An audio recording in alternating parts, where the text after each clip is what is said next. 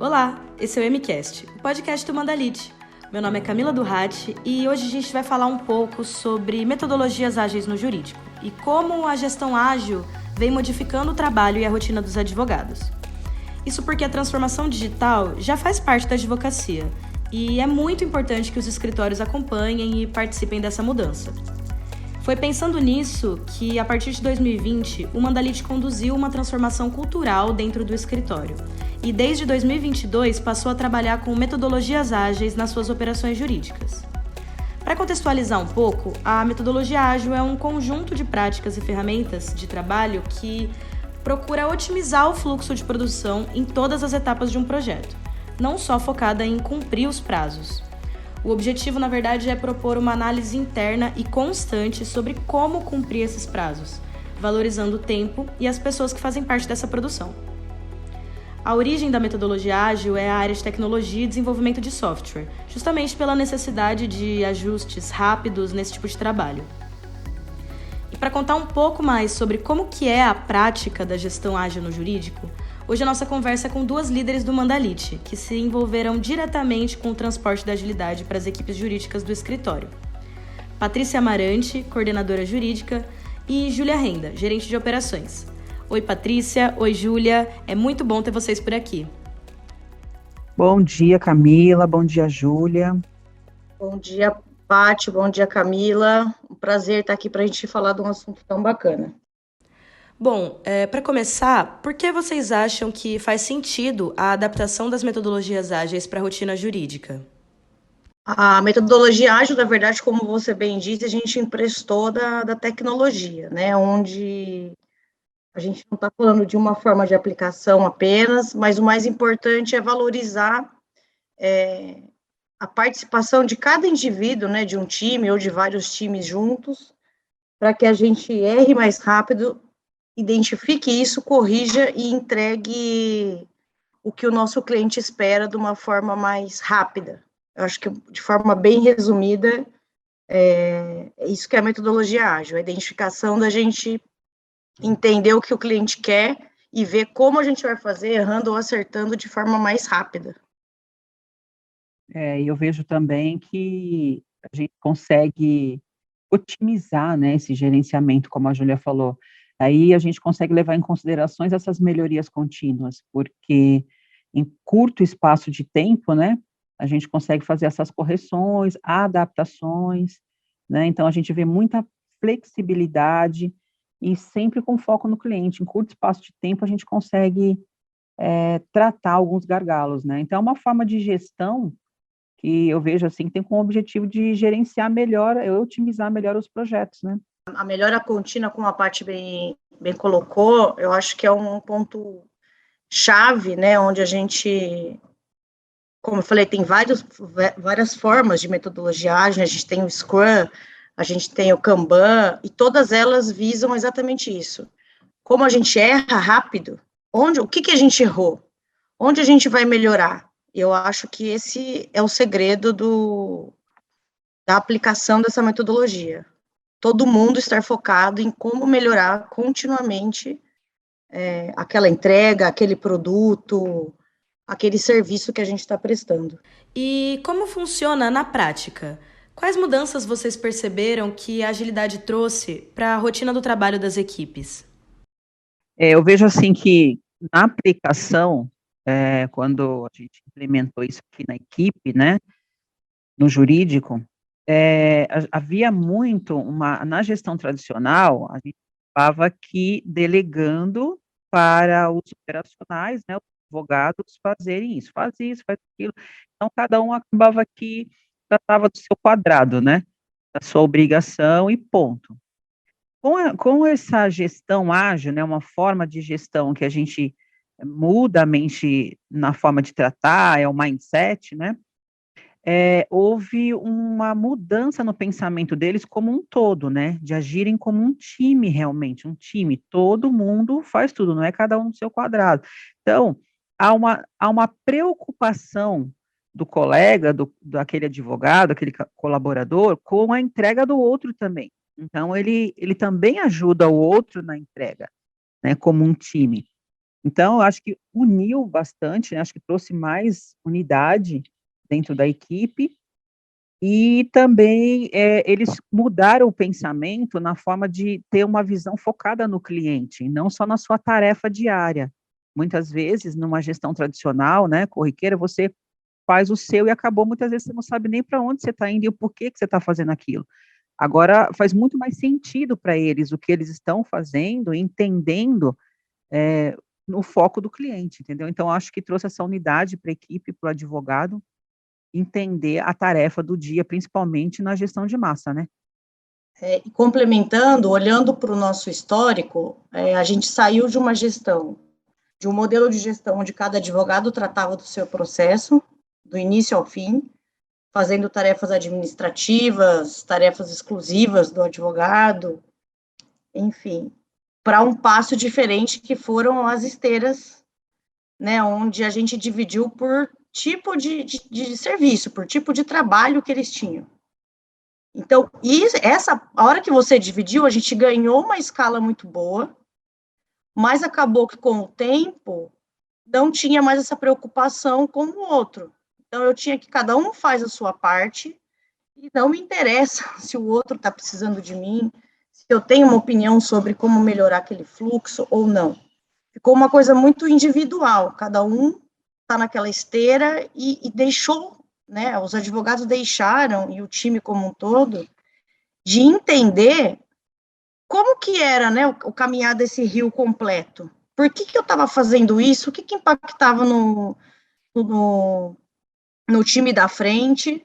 E a hora que a gente pega e colocam todos eles, né, para trabalhar nessa metodologia, a gente continua dividido, mas eu entendo o que é o impacto no outro e eu tento resolver para que o outro sinta de uma maneira, chegue a bola mais redonda para aquele que está na minha frente, né, do processo. E olhando não mais para aquilo que eu tenho que fazer, mas sim para aquilo que eu tenho que entregar para o meu cliente, né, sem importar, na verdade, qual parte do rio eu estou ajudando a remar. Então, é todo mundo remando junto. Óbvio, cada um tem a sua parcela ali de responsabilidade, mas existe um olhar, um foco para a entrega, e não um olhar para dentro, mas sim um olhar para fora. Complementando o que a Júlia falou, apesar de cada um ter, quando a gente fala assim que todo mundo faz tudo, na verdade, cada um tem a sua tarefa, mas ele tem um olhar, ele olha para o outro, no que o meu trabalho vai impactar, vai ajudar, vai colaborar com a outra pessoa, né? Tem algum gargalo? Então vamos corrigir. Nas reuniões, normalmente a gente faz um planejamento quinzenal, aqui na minha equipe a gente faz um planejamento quinzenal, e depois de 15 dias, que a gente trata como uma sprint, né? Depois de 15 dias, a gente se reúne para poder olhar para trás, fazer uma retrospectiva, avaliar se tudo aquilo que a gente combinou dentro de 15 dias foi possível cumprir e por que que não. Se de repente teve algum ponto que não, o que foi que impediu? E ali mesmo, nessa reunião, a gente faz os ajustes. E eles sugerem os ajustes. Olha, na prática aqui, com a pondo a mão na massa, eu percebi que se nós fizéssemos assim, ia ser melhor. Então, vamos tentar, vamos implementar assim, isso vai dar mais agilidade, isso vai dar mais colaboração. Então, vamos tentar de novo. Então, a gente aí traça mais um plano de ação para mais 15 dias, ajustando, né, e mantendo aquilo que foi bom e ajustando aquilo que pode ser melhorado, de acordo com a experiência do time, né, de acordo com o que eles vivenciaram. Então, esse tiro curto, vamos dizer assim, de plano de ação, é muito bom para a melhoria, né, uma melhoria rápida. E eles, oferecendo a opinião deles, traz essa parte colaborativa, como a própria Júlia falou, empodera, porque dá voz para eles, né, são eles mesmos quem formam o plano de ação, né, e a gente só vai fazendo os ajustes ali necessários, mas tudo com o objetivo de chegar no final, no objetivo do cliente aí anual, né. Porque, de novo, anteriormente, toda a estratégia e o objetivo era muito difícil você compartilhar com todos, e que todos tivessem a compreensão de onde aquele coordenador ou gerente queria chegar, né, com aquela estratégia. E agora não. Então, agora a gente está todo mundo na mesma página, falando, olha, a gente está fazendo aqui porque a gente quer chegar ali. Esse é o ponto, tá todo mundo de acordo? E quando uma pessoa entra no time, ela já automaticamente está engajada nisso, porque ela já está entendendo o contexto que ela foi inserida. Porque mesmo estando no mesmo time, às vezes as pessoas demoravam a se conhecer, porque um olhava para uma coisa, o outro olhava para outra, e não necessariamente elas precisavam se falar. E hoje, elas se falando, isso faz com que a pessoa se sinta muito mais acolhida, eu acho que é a palavra, dentro de um time. Independente se ela é nova na empresa ou se ela saiu de um time para o outro, isso traz um acolhimento e uma segurança muito grande em relação ao que ela representa para a empresa e onde que ela está inserida, qual que é o contexto que ela está inserida. Sim, e eu só complementando também, eu vejo que com as dailies, né, a gente tem reuniões diárias, onde a gente se encontra aí 15 minutinhos para poder fazer ajustes do dia, isso trouxe uma proximidade, independente do operacional, do advogado estar em home office ou estar presencialmente, isso trouxe muito uma proximidade, né? E também essa questão das nossas reuniões, que a gente faz as trocas de sprint, a retrospectiva, isso aproximou muito eles. Nós já estamos numa fase em que eu não preciso mais participar, eu como líder, de nenhuma daily, porque o daily é para o time, né? É para eles falarem entre eles lá alguma coisa pontual, algum processo, algo pontual. Então, entre eles já se ajustaram, e aí essa proximidade foi muito boa. Ao passo que, numa gestão antes tradicional, cada um ficava voltado para o seu volume de tarefa. Então, não dá, eu estou ocupado, estou fazendo o meu trabalho. Então, cada um olhava para si. Muitas vezes não tinha essa conexão, e agora eles se encontram todos os dias, né? 15 minutinhos, mas faz toda a diferença. Então, mudou bastante, isso aí foi bem colaborativo, entendeu? Entendi, Patrícia. E quais foram os desafios que vocês encontraram nesse caminho de adaptação das metodologias ágeis para as equipes jurídicas? A gente teve muita resistência no início, por eles acreditarem que seria mais uma tarefa. É como se fosse pesar na rotina, né? Então, olha, mais reuniões, mais algo para a gente fazer, né? Então, eles não tinham essa visão, vamos dizer assim, de floresta, né? Uma visão do todo. Então, tive bastante resistência, e eu acho que a partir da liderança, né, a partir do líder, a fala do líder, o acreditar do líder é que muda todo o time. Então, eu fui colocando bastante pontos positivos e fui implementando isso, e eles foram acreditando na minha fala, e aí eles puderam experimentar isso na prática. Então, aos poucos, né, eles foram percebendo a mudança, a agilidade, né, a forma com que a gente conseguia entregar o resultado do cliente, porque nunca entregamos um resultado tão bom como foi esse ano, até reconhecido pelo cliente. Então, pronto, eles compraram a ideia. Então, houve realmente uma mudança de comportamento na equipe, né? Mas, inicialmente, a resistência é acreditar que é algo mais, que vai ser acrescentado e que vai só dar mais trabalho, né? E falando um pouco de método de trabalho, né? Além deles verem como mais uma tarefa, um tempo perdido em reunião, um tempo perdido em planejamento, que era muito o que a gente ouviu, e aí, de fato, a postura do líder, né? Ele tem que ser muito forte e dar o exemplo e mostrando os benefícios, né? A gente teve uma pergunta que muitos devem estar se fazendo e que a gente se fez demais no começo foi, mas como que eu implemento isso no jurídico? Uma coisa é você fazer um programa, né, de computador, um aplicativo, que é uma coisa desenhada. A vida do advogado todo dia muda. O prazo não é do cliente, eu não consigo ajustar um prazo com o juiz, né, de um recurso, de uma contestação. E nós já tínhamos um sistema muito bom que direcionava aquilo que a gente tinha que fazer naquele dia. E a gente trabalha com isso. A gente não deixou o nosso sistema. Ele para mim, ele é um complemento a tudo a toda a metodologia que a gente vem utilizando hoje, porque não é a forma de trabalhar no seu dia a dia em relação à sua gestão de serviço, mas sim é uma mudança, de fato, de mindset de como que eu vou entregar, como que eu vou fazer. E todo mundo sempre perguntava, mas e aí, o que a gente vai fazer com o nosso sistema? Vai jogar fora? Não, não é isso. É como a gente vai juntar o nosso sistema com a metodologia, como que a gente vai mudar, e aí, de novo, eu reforço aqui, é a questão do empoderamento das pessoas, é fazer com que elas participem, e a parte fez uma analogia muito boa, como que ele enxerga a floresta e não só a árvore que ele está ali. Então, essa foi a maior dificuldade em como que eu aplico o modelo de tecnologia a um escritório jurídico. E dá, só que é tentativa e erro. Cada equipe, ela é composta por um tipo de produto, um tipo de serviço prestado, e aí que vem a adaptabilidade. Quais fatores vocês consideram essenciais para que a agilidade realmente tenha sido incorporada pelos profissionais na rotina jurídica? Primeiro, eu acho que a Paty já reforçou bem isso, é a liderança acreditar, né? E no nosso caso, o exemplo da diretoria arrastou, né?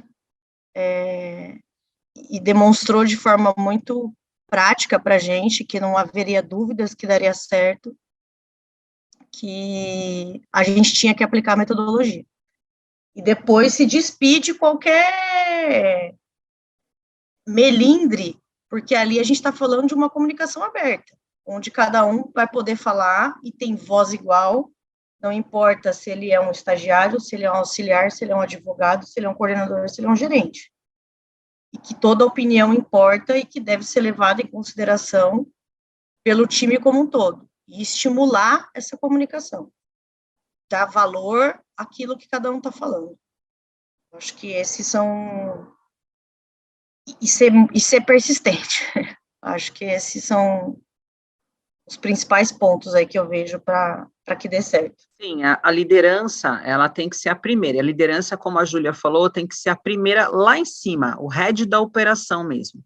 Né? Tem que começar pelos diretores, pelos donos de empresas, eles têm que estar 100% participativo, eles têm que acreditar. Primeiro, mudança de cultura, né? Tem que mudar completamente a cultura.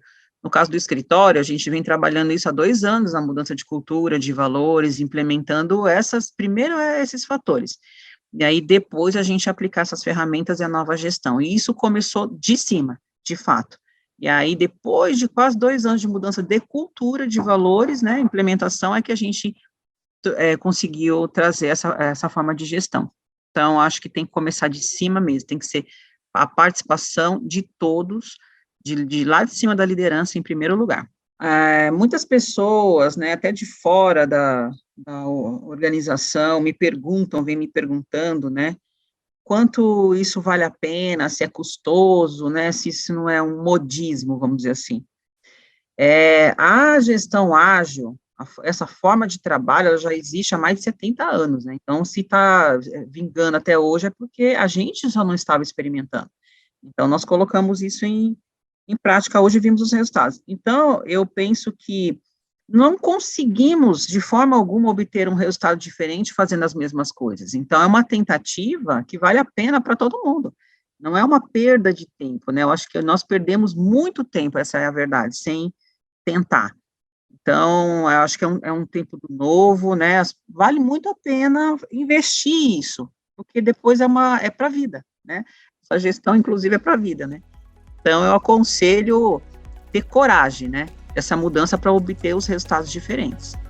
Patrícia, Júlia, muito obrigada por dividir um pouco dessa experiência com a gente. E para saber mais detalhes sobre como a transformação ágil aconteceu no Mandalite, acesse o nosso site e baixe o e-book gratuito sobre metodologias ágeis no jurídico.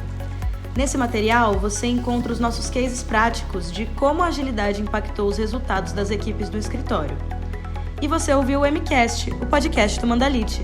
Acompanhe as nossas redes sociais para não perder o próximo episódio. Até lá!